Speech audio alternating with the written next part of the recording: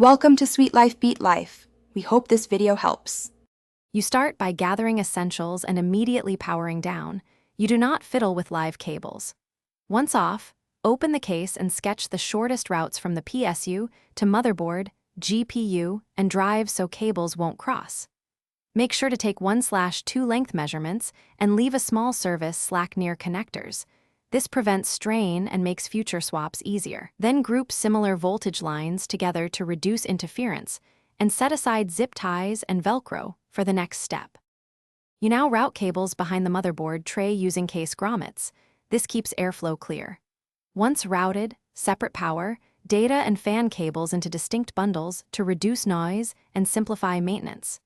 Use Velcro for adjustable tension, and then apply zip ties sparingly to lock shape. Too many ties make changes hard.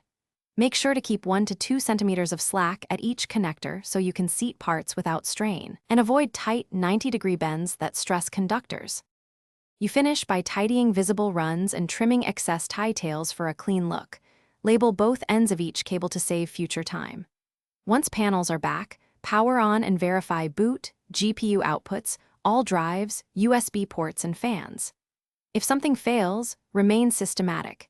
Reseat the suspect connector, consult your labels, then isolate by disconnecting non-essential devices one at a time to find the culprit. This approach saves time and prevents accidental damage while solving the problem.